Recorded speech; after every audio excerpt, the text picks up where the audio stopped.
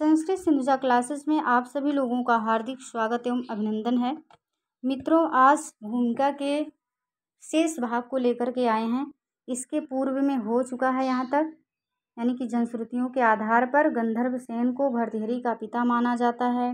उनकी दूसरी पत्नी से विक्रमादित्य का जन्म हुआ था, जो मालवा की राजधानी के अध्यक्ष की पुत्री थी। ये सब यहाँ तक उनके विषय में निश्चय कुछ भी नहीं कहा जा सकता, यहाँ तक हो गया था। आज हम लोगों को पढ़ना है भर्तृहरि के युग की राजनीतिक अवस्था। सभी लोगों से मेरा निवेदन है कि भूमिका को ज़रूर सुनेंगे, क्योंकि अगर यहाँ से प्रश्न बन जाएगा तो वहाँ टाएं टाएं फिश हो जाएंगे। तो भूमिका पढ़ना आवश्यक है सारे ग्रंथों का, चाहे वह उत्तर रामचरितम हो, मेघदूत हो, किरातार्जुनीयम हो, सुखनासोपदेश हो, कोई भी ग्रंथ हो, भूमिका पढ़ना आवश्यक है। और भूमिका सब लोग छोड़ देते हैं, इसलिए मैंने सोचा कि भूमिका का वीडियो बनाकर यूट्यूब पे डाल दें, तो लोग सोते जागते समय जिस दिन पढ़ने का मन नहीं करेगा उस दिन भूमिका ही सुन लीजिएगा, तो इससे आपका बहुत तैयार होगा। चलिए आज शुरू करते हैं भर्तृहरि की राजनीतिक अवस्था। भर्तृहरि के वैराग्य शतक से इस बात के संकेत मिलते हैं कि उस समय देश अनेक राज्यों में बटा हुआ था। यानी कि भर्तृहरि के जो रचना वैराग्य शतक है, जिसमें कितने श्लोक हैं, 100 श्लोक हैं, उससे क्या संकेत मिलता है?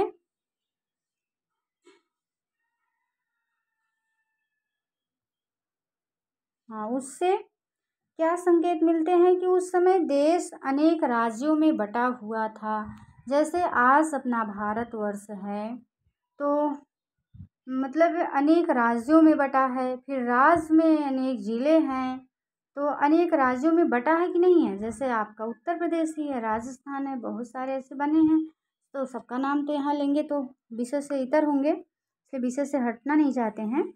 तो वैसे भर्तृहरि के समय में भी जो ये भूमि थी, पृथ्वी धरा थी, अनेक राज्यों में बटी हुई थी। राजा लोग विलास में प्रमत्त थे उस समय। क्या था, यानी कि भर्तृहरि के समय में देश, जो अपना देश है, अनेक राज्यों में बटा हुआ था, और जो राजा लोग थे वो विलास में प्रमत्त थे। यहाँ तक कि विद्वानों का भी आदर उनकी सभा में नहीं होता था, बल्कि उनके यहाँ चुगलखोरों, पिसनों और वेश्याओं की पूजा की जाती थी। किसके यहाँ? राजाओं के यहाँ। कवि और विद्वान भी ऐसे राजाओं की चापलूसी में लगे रहते थे। भर्तृहरि ने अपने चारों ओर एक आत्महीन समाज पाया, अतः उन्होंने तत्कालीन राजाओं के असामाजिक आचरण की निंदा की।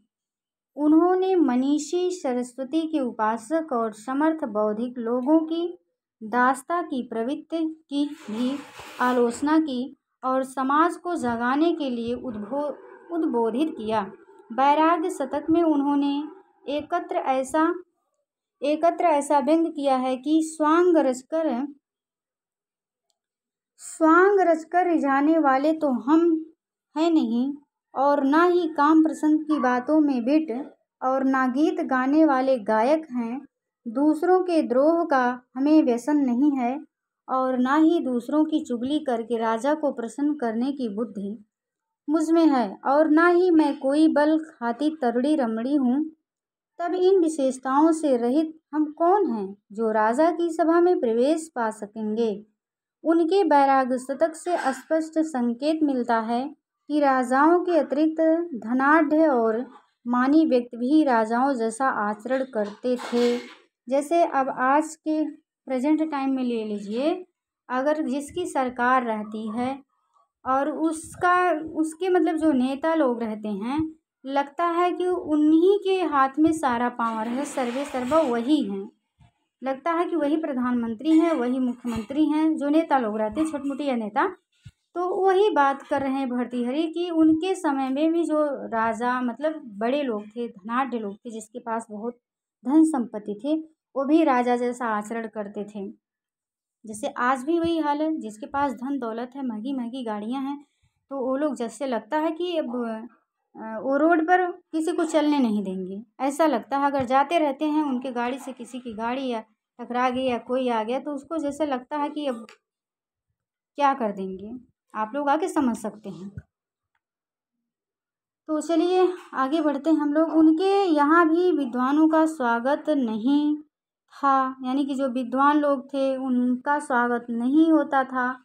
आगे ही बढ़ते नहीं बता दिए कि राजाओं के सभा में किसका स्थान था, चुगलखोरों का था, जो चापलूसी करते थे उनका था। लेकिन चापलूसी, जो सत्य रहे उस सत्य बोलना चाहिए, किसी की चापलूसी नहीं करना चाहिए। अगर किसी के अंदर कमियां हैं तो आप उसको बोल दो, अपने अंदर सुधार सके, उसको पता भी चले कि मेरे अंदर ये कमी है। भाई अपनी कमी कोई देखता नहीं, कहा गया है ना कि लोग अपने अंदर बेल के बराबर कमी को नहीं, मतलब नज़रअंदाज करते, नहीं देखते हैं। अगर किसी दूसरे व्यक्ति के अंदर सरसों के बराबर देखते हैं, राई के बराबर, तो उसको पहाड़ समझते हैं।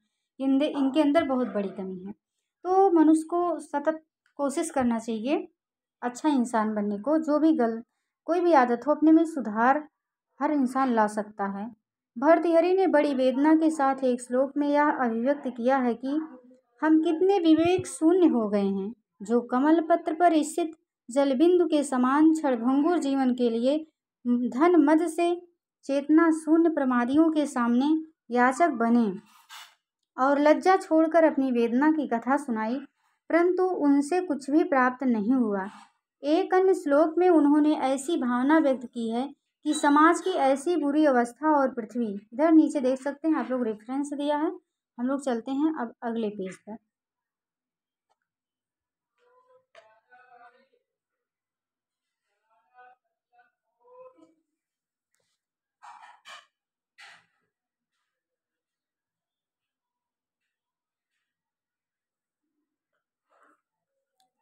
जो राजाओं ने अनेक टुकड़ों में बांट दिया, ऐसे क्षुद्र और दरिद्र राजाओं के यहाँ किसी आशा के साथ जाना स्वयं को अधम बनाना है। एक इसका मानना था, भर्तृहरि का था, कि अनेक टुकड़ों में बांट दिया गया है, ऐसे क्षुद्र और दरिद्र राजाओं के यहाँ जाना क्या है, दरिद्र राजाओं के यहाँ जाना किसी आशा के साथ, हाँ, दरिद्र राजाओं के यहाँ किसी आशा के साथ जाना स्वयं को अधम बनाना है, यानी कि और नीचे गिराना है, नीचा बनाना है। इसके बाद वैराग्य शतक का एक श्लोक दिए हैं।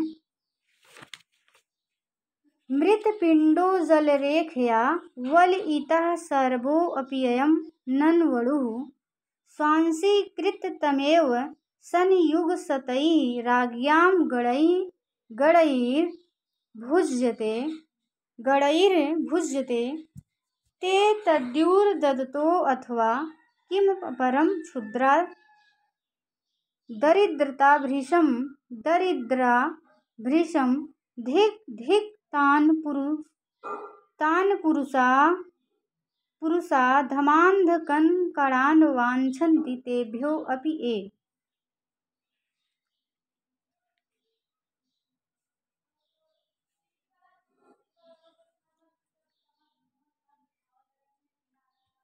चलिए इसको देखते हैं, इसमें कौन सा छंद है। 1 2, इधर से 1 2 3 4, 1 2 3 4 5 6 7 8 9 10 11 12 13 14 15 16 17 18 19 तो शार्दुल विक्रीडित में होते हैं। तो चलिए कौन किस ग्रंथ से है, वैराग्य शतक से है।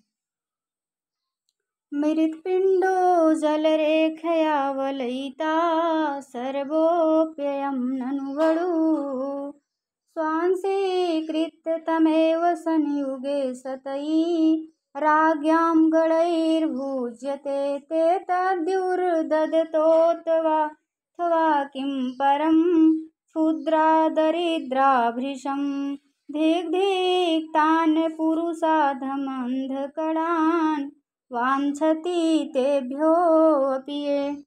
शार्दुल विक्रीडित है।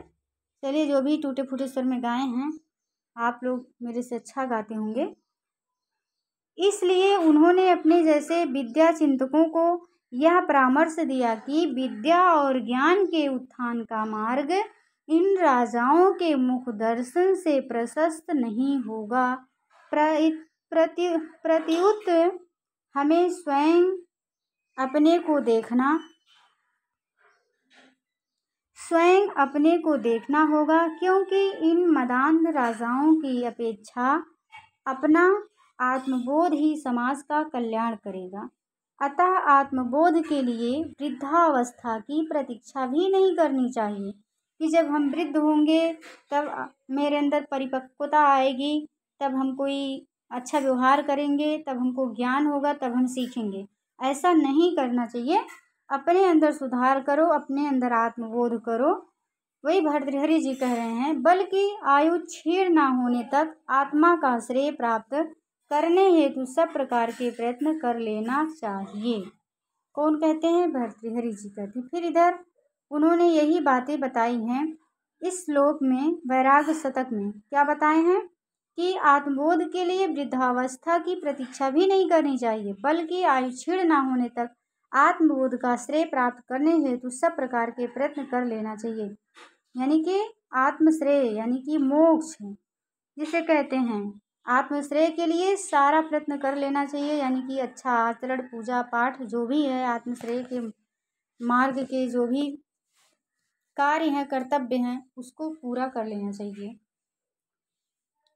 यावत् स्वस्थमिदं कलेवरगृहं यावच्च दूरे जरा यावच्चेन्द्रियशक्तिर्प्रतिहता यावत् क्षयो नायुषः आत्मश्रेयसि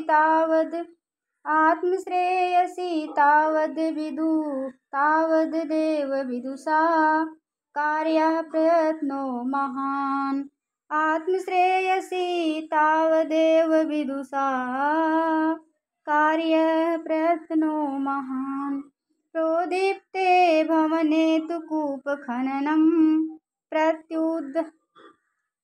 प्रत्युद्यमः कीदृशा। प्रोदीप्ते भवने तु कूपखननं प्रत्युद्यमः कीदृशः।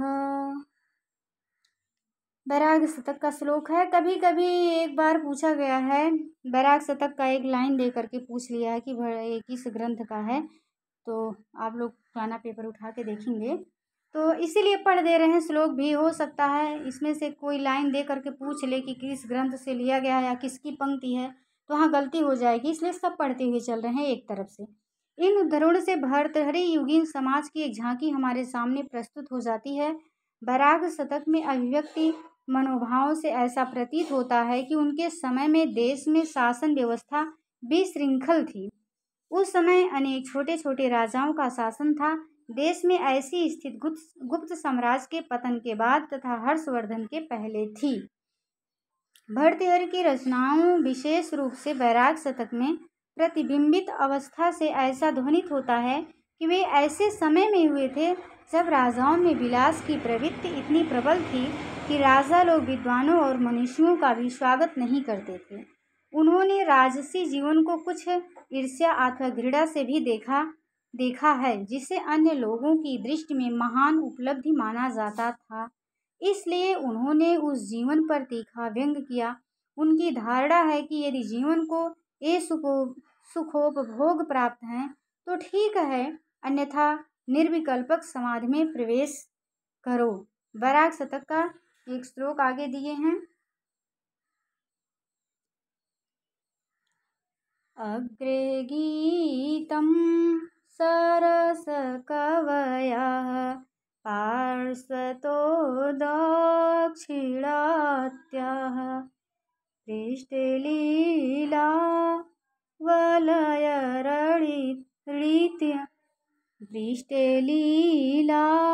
वलयरडितं चामरग्राहिणीनाम् यदस्तेवं कुरु भवरसा स्वादने लम्पटत्वं नोचेता प्रविश सहसा निर्विकल्पे समाधो। तो चलिए, इन्होंने इस श्लोक में बताया है सुखोपभोग प्राप्त हो तो ठीक है, अन्यथा निर्विकल्प समाधि में प्रवेश करो। सभी लोगों को नहीं कह रहे हैं मतलब अच्छा कर्म करो, अच्छे इंसान बनो, वही आप लोगों का सबसे बड़ा धर्म है, सबसे बड़ा पूजा है। लोग कहते हैं ना कर्म ही पूजा है, तो कर्म अच्छा करो, बस पूजा हो जाएगा अपने आप। किसी का दिल नहीं दुखाना चाहिए, अनावश्यक किसी को हानि नहीं पहुंचाना चाहिए। यही नहीं, नीच शतक से भी ऐसे संकेत प्राप्त होते हैं कि तत्कालीन नृपजन अकर्मण्य हो गए थे और उनकी सेवा तथा उनके राज में रहना कष्टप्रद हो गया था।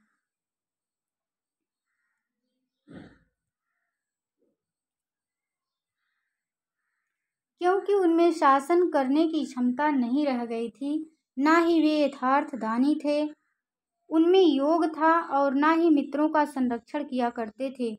उनकी दृष्टि में प्रजापालन ही राजा की सर्वार्थ सिद्धि का एकमात्र कारण है। यही नहीं, उन्होंने राजनीति की तुलना वेश्या से करते हुए इसे नाना रूपों वाली बताया है, क्योंकि राजनीति सत्य असत्य आदि परस्पर विरोधी द्वंद्वात्मक गुणों से युक्त होती है। बहुत बहुत महत्वपूर्ण है श्लोक।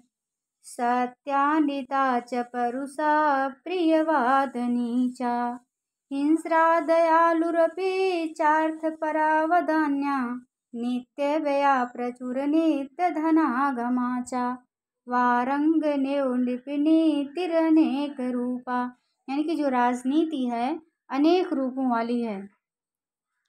इससे बहुत बार प्रश्न पूछा गया है, कई बार आप लोग पढ़ लेंगे। पूछा गया है राजनीति कितने रूपों वाली होती है, तो राजनीति के 10 रूप बताए गए हैं, 10 रूपों वाली। चलिए इसकी चर्चा यहाँ पर नहीं करेंगे, इसकी गणना आप लोग श्लोक में गणना कर लेंगे। यहाँ 10 ही है कि इससे काम ज़्यादा है। इस प्रकार उनके इन वचनों से ऐसा प्रतीत होता है कि भर्तृहरि समाज और राजतंत्र के ऐसे विशृंखल युग में हुए जिससे उनका हृदय अनीत की पीड़ा से भरा हुआ था। यदि वे ऐसे युग में ना होते तो उनकी रचनाओं में हृदय को छूने वाली ऐसी उक्तियां भी ना होती, क्योंकि कहा जाता है न कि आदमी के जो मन में भाव रहते हैं वही बाहर निकलते हैं। तो उनके मन में जो व्यथा थी उसको उन्होंने अपनी लेखनी के माध्यम से बाहर निकाला, और आज हम लोग क्या कर रहे हैं, उसका अध्ययन कर रहे हैं, पढ़ रहे हैं। भर्तृहरि के वैराग्य शतक से ऐसा ज्ञात होता है कि उनका जीवन एकांत में अधिक रमा हुआ था। शिव उनके आराध्य देव थे। पहाड़ जंगल और उसकी गुफाओं में निवास करना उन्हें अधिक रुचिकर था। आप लोग भी कभी प्रकृति की गोद में बैठकर देखिए कितना सुकून मिलता है। आज क्या है, दुनिया भाग दौड़ वाली हो गई। कलयुग है, यानी कि कल का मतलब होता मशीन, युग का मतलब समय। आजकल ये मशीनों का युग हो गया है। इंसान इंसान से दूर होता जा रहा है, प्रकृति के करीब मतलब प्रकृति से दूर जा रहा है। कभी आप प्रकृति के करीब जाकर देखिए कितनी शांति, कितना सुकून मिलता है, उतना आपको मशीनी युग में मशीनों के साथ नहीं मिलेगा। मोबाइल क्या है, सबके हाथ में मोबाइल हो गई, एंड्रॉयड सेट हो गया है, और सभी लोग क्या हैं, भले ही जब चाहो जिससे बात कर लो, उससे इतना भले हो रहा है, लेकिन क्या है, एक इंसान दूसरे इंसान से दूर हो रहा है। मोबाइल क्या है, लोगों के अंदर एकाकीपन ला रही है। पहाड़ जंगल और उसकी गुफाओं में निवास करना उन्हें अधिक रुचिकर था। ऐसा प्रतीत होता है कि यह सब उनको स्वभावतः प्राप्त था, ना कि परिस्थित जन। यानी कि आदमी कुछ ऐसे गुण रहते हैं कि जो जन्मजात रहते हैं, ऊपर से भगवान के यहाँ से लेकर के आता है, और कुछ गुण ऐसे रहते हैं कि जो यहाँ पर अर्जित करता है, यहाँ से सीखता है और अपने अंदर सुधार करता। कुछ ऐसे रहते हैं कि जो उसको आप बदल नहीं जा सकते, उसका स्वाभाविक गुण रहता है, प्रकृति उसका नेचर ही रहता है, उसको बदला नहीं जा सकता है, यूनिक।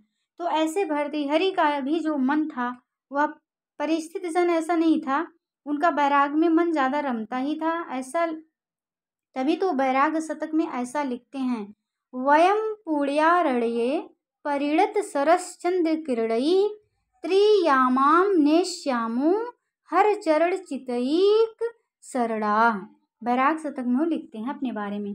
उनकी निराशापूर्ण उक्तियों से स्पष्ट है कि उनके युग में राजनीतिक अवस्था सर्वथा ह्रासोन्मुखी हुई थी। ये तो समय है, परिस्थित है, समय का चक्र है। कभी कोई अच्छा राजा आता है, कभी कोई अहंकारी राजा आ जाता है, हिटलर जैसा आ जाता है। तो समय का चक्र है। और राजगद्दी भी ऐसी है कि कोई एक जो है जीवन पर्यंत हासिल नहीं कर सकता।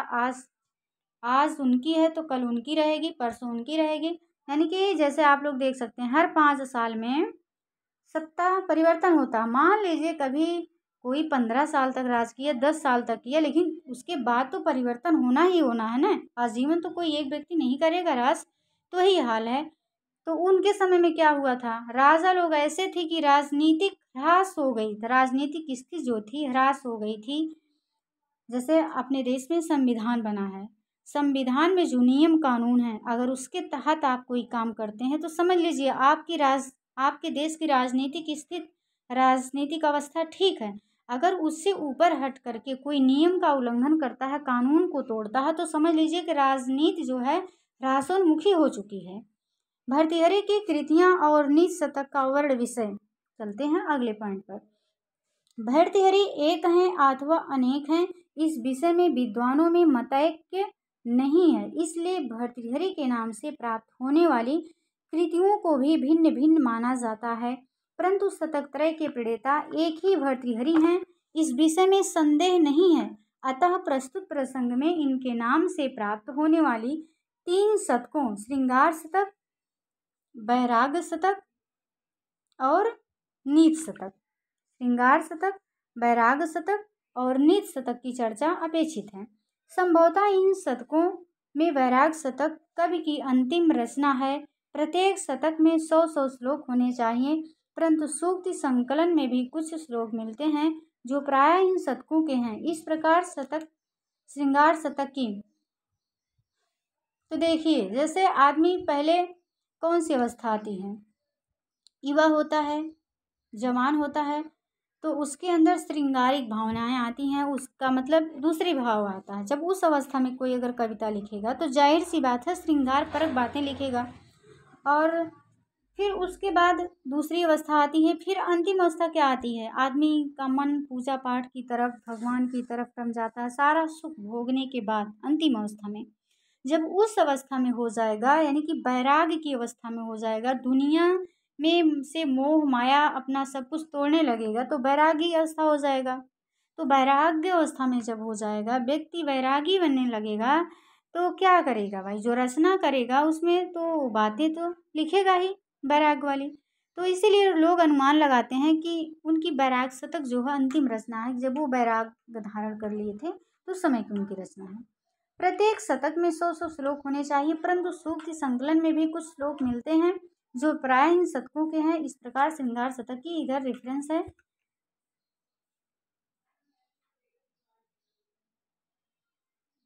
देखिए रेफरेंस में यहाँ जहाँ एक लिखा होगा उसका रेफरेंस हम लोग देख लेते हैं, नीचे दिया है एक, यहाँ देखते हैं। हाँ, इसका रेफरेंस नीचे दिया है। ना वे यथार्थ दानी थे और ना उनमें योग था, ना ही मित्रों का संरक्षण करते थे। अब यहाँ देखिए इसका रेफरेंस एक लिखा है। अब इसका रेफरेंस हम लोग नीचे देखते हैं, इसके बारे में क्या लिखा है। हाँ, आज्ञा कीर्ति पालनम ब्राह्मणा नाम दानम भोगो मित्र संरक्षणम चा एसाम एते सद्गुणा न प्रवृत्ता को अर्थस्तेषाम पार्थियोपाश्रयेण, यानी कि नीच शतकम का 39वां श्लोक है। फिर इधर देखिए रेफरेंस 2 का हम लोग देख लेते हैं। 2 कहाँ पर है, हाँ 2 देख सकते हैं आप लोग, यहाँ पर है 2 यहाँ पर है। उनकी दृष्टि में प्रजापालन ही राजा की सर्वार्थ सिद्धि का एकमात्र कारण है। अब देख लेते हैं एक कहाँ इसका वर्णन है, नीचे रेफरेंस में दिया है।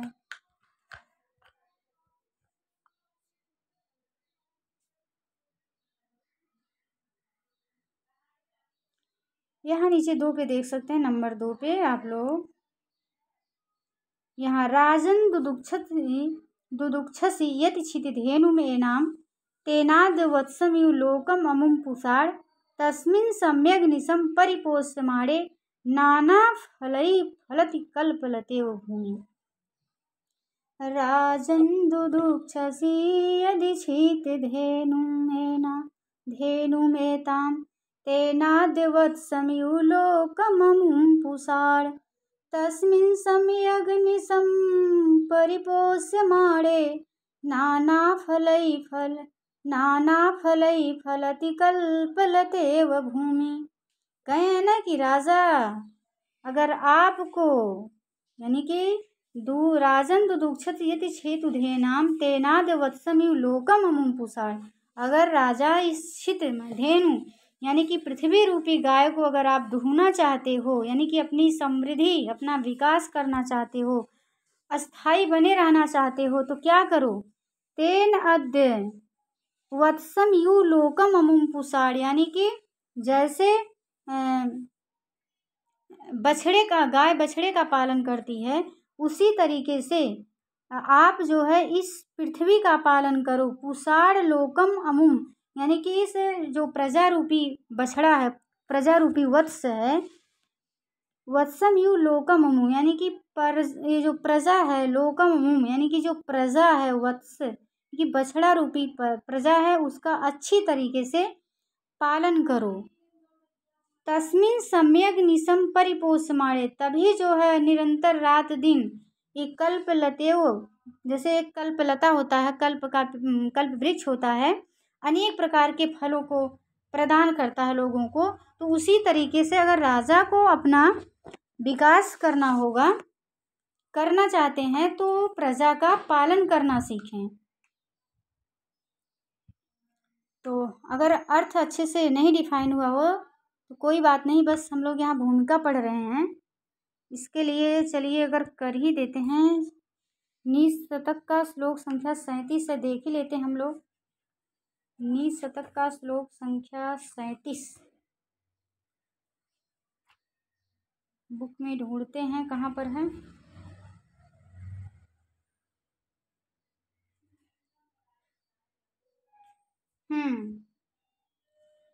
वसंत तिल का छंद है ये और इसमें भर्तृहरि जी कह रहे हैं हे राजन यदि आप इस पृथ्वी रूपी गाय को अपनी समृद्धि के लिए दुहना चाहते हो तो राज की संपन्नता चाहते हो यदि तो आज अर्थात इस समय सर्वप्रथम इस लोक को बछड़े की भांति पोसो।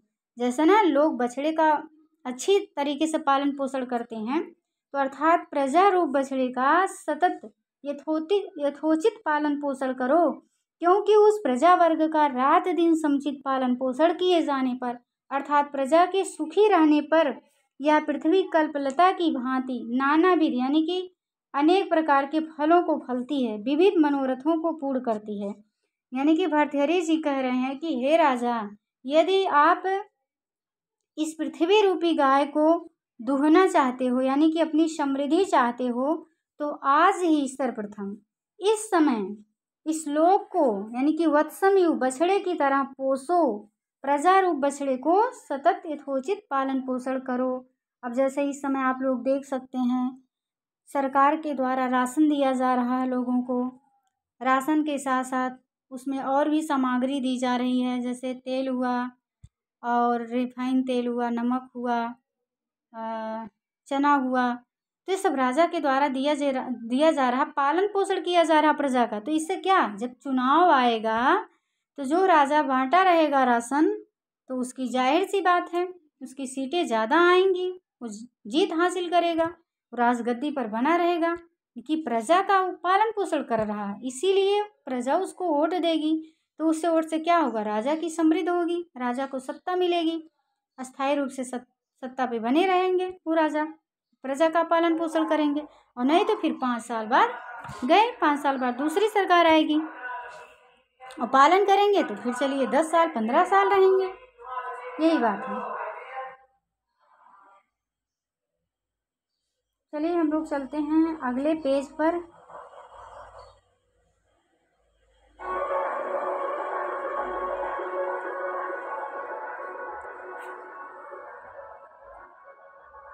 लोग 15 पेज संख्या 15 14 हाँ इस प्रकार श्रृंगार शतक के कुल श्लोक संख्या हाँ, हम लोग रेफरेंस पढ़ने लगे थे, तो उसके अंतर्गत देखिए जो हाँ, कुल श्लोक संख्या 103 है, नीच शतक की 111 है और वैराग शतक में भी 111 है, यानी कि कहीं कहीं 100 मिलता है। तो कल हम आप लोगों को भूमिका में बताए थे नीच शतक में 111 श्लोक, वैराग शतक और श्रृंगार शतक में 100 श्लोक। तो कहीं कहीं श्रृंगार शतक में 103 मिलता है और वैराग शतक में 111 मिलता है, नीच शतक में 111 मिलता है और कहीं कहीं 100 दिया रहता है।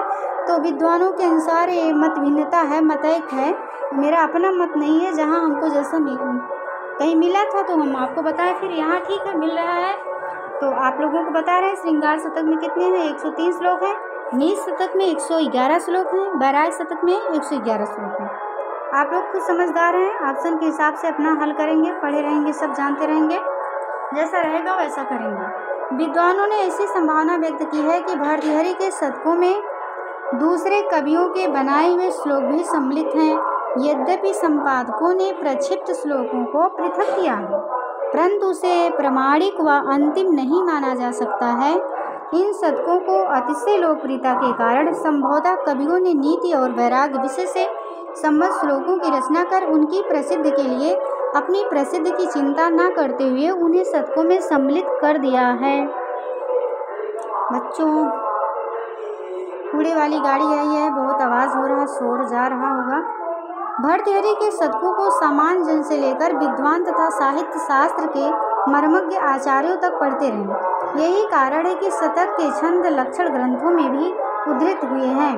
इन शतकों का विभाग विषयानुसार किया गया, यथा मूर्ख पद्धति, परोपकार पद्धति आदि, परंतु भर्तृहरि ने विषय विभाग के साथ इनकी रचना की होगी ऐसा कथमपि नहीं कहा जा सकता। ऐसा लगता है कि इन शतकों के मुक्तक हृदय और विचार की निर्भर समाधि अवस्था में भर्तृहरि की वाणी से निःसृत हुए भोग होंगे। प्रस्तुत प्रसंग में नीच शतक के साथ साथ श्रृंगार शतक और वैराग शतक का संक्षिप्त परिचय देना अनुचित ना होगा। श्रृंगार शतक का यहाँ संक्षिप्त परिचय है, आप लोग देख सकते हैं इसके बारे में। श्रृंगार शतक, इस शतक में कवि ने रमणियों के सौंदर्य तथा पुरुषों को आकृष्ट करने वाले उनके श्रृंगार में हाव भाव का सुंदर चित्रण किया है। जब नाम श्रृंगार शतक है तो जाहिर सी बात है वर्णन किसका रहेगा? श्रृंगार पर की बातें रहेंगी और सब रमणियों का वर्णन आएगा तो वहाँ श्रृंगार की बात तो आएगी ही। कवि ने ललित मधुर शैली में यह दिखाया है कि स्त्रियां अपने आकर्षण से पुरुषों पर कैसा जादू डाल देती हैं।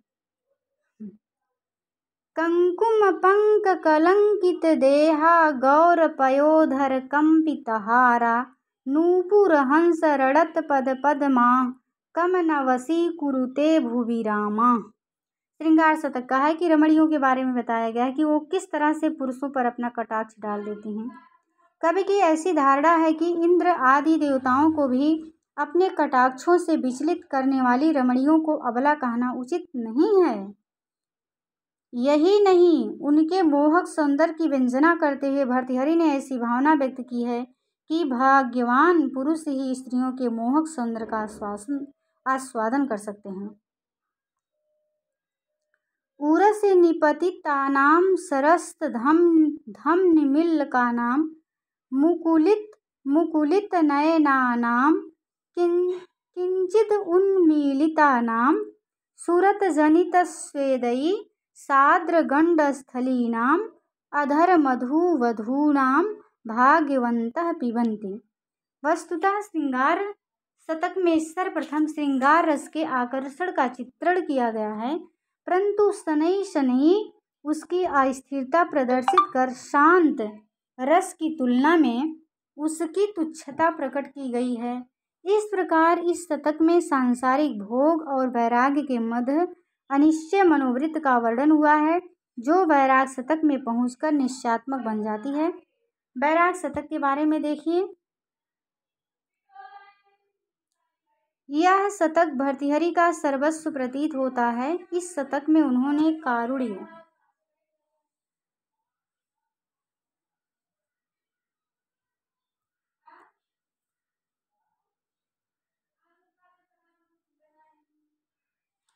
कारुण्य और निराकुलता के साथ संसार की सारहीनता तथा वैराग्य की आवश्यकता समझाई है। कवि ने संसार में परस्पर विरुद्ध अवस्थाओं की पराकाष्ठा का चित्रण करते हुए इसे एक विचित्र पहेली माना है। इसकी विचित्रता देखकर कवि स्वयं निर्णय करने में असमर्थता व्यक्त करता है कि यह संसार वरदान है अथवा अभिशाप।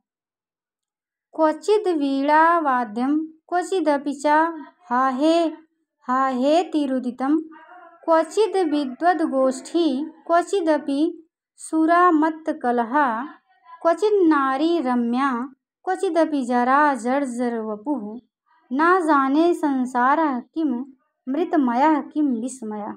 यानी कि क्या कवि स्वयं निर्णय करने में असमर्थता व्यक्त करता है कि यह संसार वरदान है अथवा अभिशाप।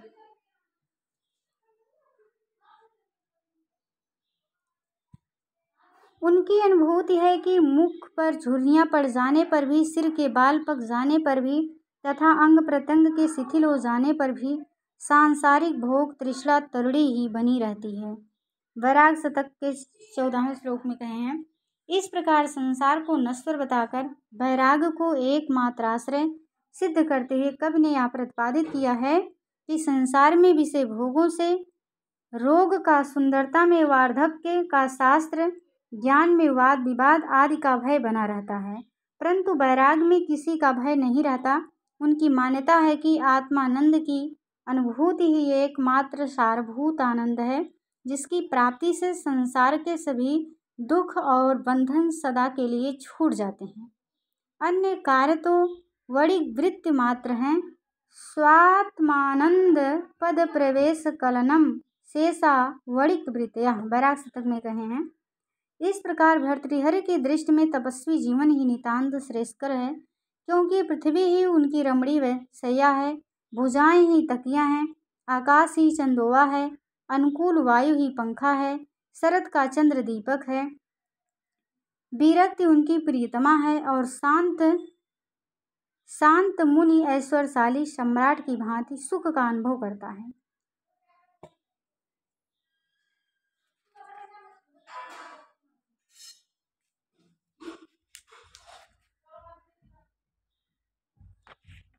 मही रम्या शय्या विपुलम उपधानम भुजलता वितानम चाकाशम व्यजनम अनुकूलो अयम नीलः शरच्चंद्रो दीपो विरति वनिता संगम मुदिता सुखी शांतः सेते मुनिर तनुभूतिर्नृपयु। व्यजन माने क्या होता है? बेना होता है, पंखा होता है जिससे आपको हवा लगती है।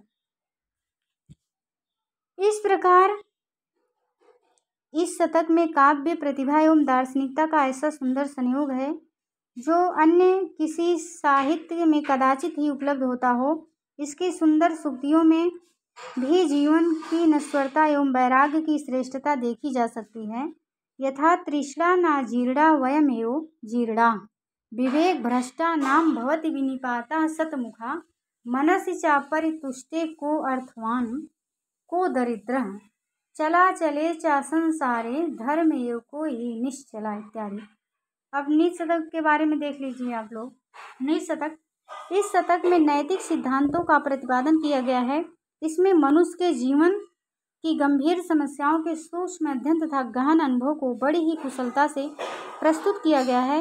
कवि ने विद्या, वीरता, सज्जनता, परोपकार, उद्यम, उदारता, साहस, मैत्री आदि अनेक विषयों से संबद्ध दैनिक जीवन के गूढ़ एवं प्रत्यक्ष सत्य को अत्यंत हृदयग्राही ढंग से सरल, स्वाभाविक और सुबोध भाषा में अभिव्यक्त किया है।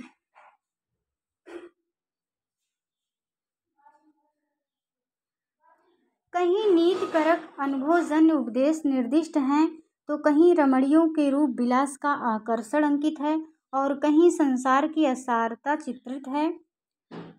इसमें जिन नीति सिद्धांतों का प्रतिपादन किया गया है वे जगत की समस्त मानव जाति अथवा धर्म के लिए अनुकरणीय हैं और यही कारण है कि नीच शतक के प्रसिद्ध पद्यों का प्रचार प्रायः समग्र भारतवर्ष में है। नीच शतक में लोक जीवन के व्यवहार की अनेक सूक्तियाँ हैं तथा उनके मुक्तकों में जो विषय वस्तु वर्णित है उससे सार्वकालिक अनुभवों के अनेक ऐसे सिद्धांत सामने आते हैं जो आज भी मनुष्य जीवन और लोक के लिए संजीवनी हैं। इस शतक में वर्ण विषय को इन 11 पद्धतियों में समाहित किया गया है। अब ये प्रश्न है नोट करने लायक है कि नीच शतक में कितनी पद्धतियां हैं, ये पूछा जाता है, पेपर में पूछा जा सकता है। बीच से दे देगा, कहेगा कि सही क्रम क्या है, आगे का 2-3 काट देगा। जैसे देख सकते हैं ब्रह्मा की स्थिति, मूर्ख निंदा, ब्रह्मा की स्थिति यानी कि जो आपका मंगलाचरण है, निराकार ब्रह्म की उपासना की गई है। फिर मूर्ख निंदा पद्धति, विद्वत पद्धति, मानसौर पद्धति, अर्थ पद्धति, दुर्जन पद्धति, सुजन पद्धति, परोपकार पद्धति, धैर्य पद्धति, दैव पद्धति, दैव प्रशंसा पद्धति और कर्म पद्धति। यानी कि आप लोग ऐसे एक दूसरे से कोरिलेट करते हुए याद कर सकते हैं। देखिए पहले ब्रह्मा को नमस्कार किए, निराकार ब्रह्म की उपासना किए। फिर उसके बाद भाई मूर्ख से तो सभी लोग डरते हैं, मूर्ख से सभी लोग डरते हैं तो भर्तृहरि भी डर गए, सोचे कि पहले मूर्ख की निंदा कर दें। अरे मूर्ख निंदा पद्धति यानी कि मूर्ख के बारे में ही वर्णन कर दें, क्षम्यता। तो उन्होंने पहले क्या लिखा, मूर्ख पद्धति लिखा। मूर्ख पद्धति के बाद तब सोचा कि विद्वानों का वर्णन करें, विद्वान उतने खतरनाक नहीं होते हैं जितने कि मूर्ख। तो विद्वान का उन्होंने किया।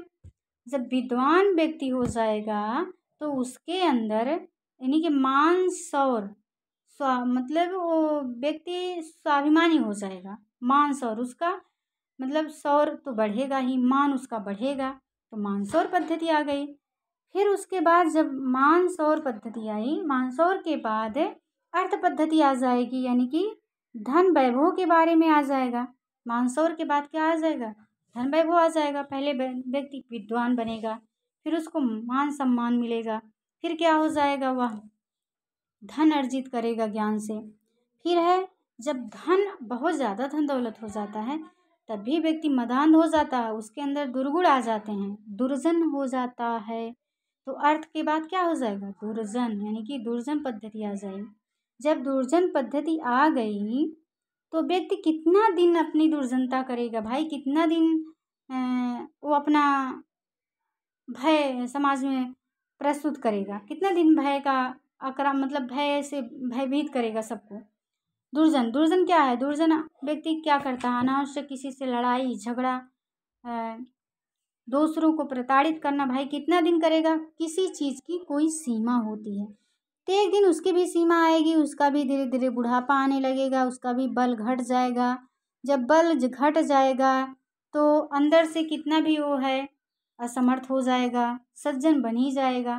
तो सुजन पद्धति आ गई, सुजन पद्धति आ गई। जब सुजनता आ गई, सज्जनता आ गई तो आदमी सोचेगा चलो अब सुजनता, उसका स्वभाव ही बदल गया, परोपकार करते हैं, परोपकार करने लगा। परोपकार पद्धति, जब परोपकार करेगा आदमी तो उसका अंदर से आत्मबल बढ़ेगा, उसके अंदर धैर्य मतलब धैर्य आएगा, धैर्य धारण करेगा, धैर्यशाली बनेगा व्यक्ति। तो धैर्य पद्धति आ गई। जब धैर्यशाली बन गया व्यक्ति, धैर्य आ गया तो क्या करेगा, दैव यानी कि भाग्य को मानेगा कि भाग्य ही सब कुछ होता है। फिर जब भाग्य को मानेगा तो भाई भाग्य को भी कितना दिन मान के बैठा रहेगा, तो सोचेगा कर्म तो करना ही चाहिए, तो कर्म पद्धति आ जाएगी।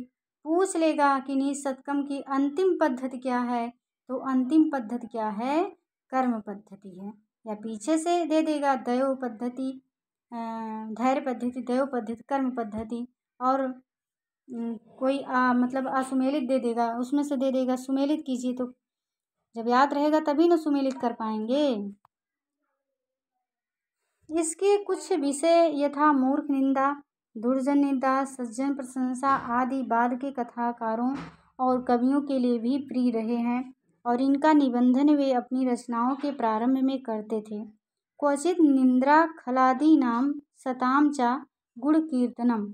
यद्यपि इसमें वर्णित प्रायः सभी विषय लोक जीवन के सामान्य विषय रहे हैं, परंतु इनके आधार पर कवि ने जो कुछ प्रस्तुत किया वे मर्मस्पर्शी अनुभवी बातें हैं।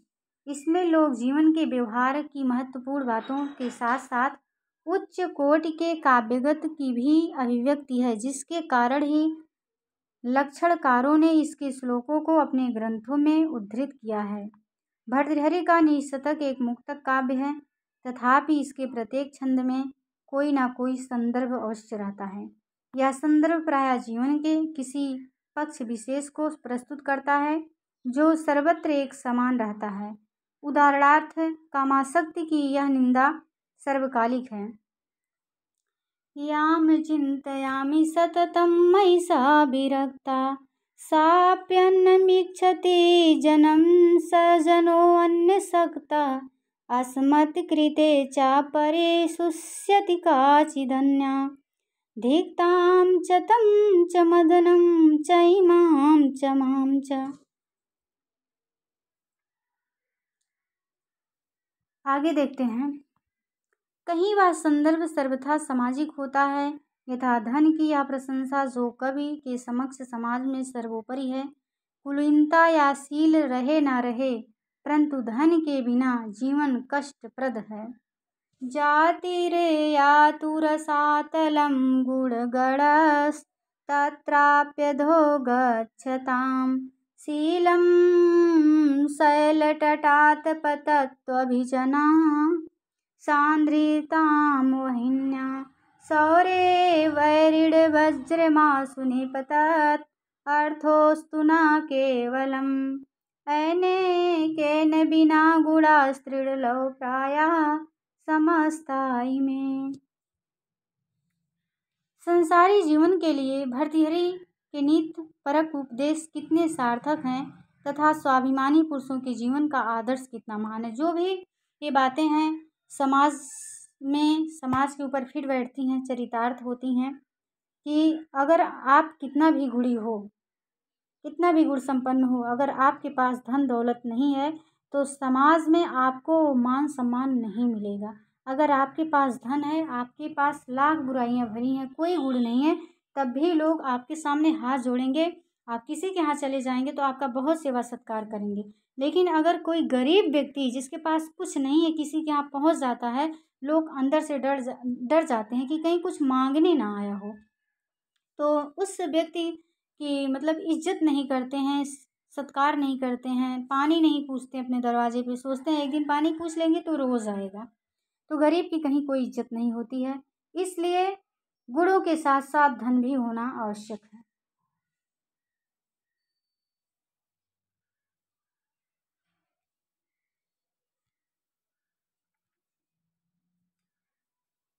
आगे उन्होंने कहा है कि निंदन्तु नीति निपुणा यदि वा स्तुवन्तु, लक्ष्मीः समाविशतु गच्छतु वा यथेष्टम्, अद्यैव मरणमस्तु युगान्तरे वा, न्यायात् पथा प्रविचलन्ति पदं न धीरा। देख लेते हैं एक मिनट पीछे कहीं कोई पेज छूट तो नहीं गया। पेज संख्या 18 है, हाँ 17 हो गया है, 18 सही चल रहे हैं हम लोग।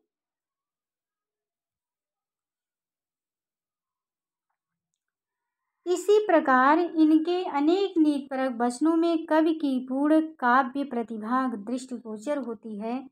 कवि का भाषा पर भी पूर्ण अधिकार है। जिस अर्थ को कवि प्रस्तुत करना चाहता है उसके अनुरूप ही उसकी भाषा प्रस्तुत हो जाती है।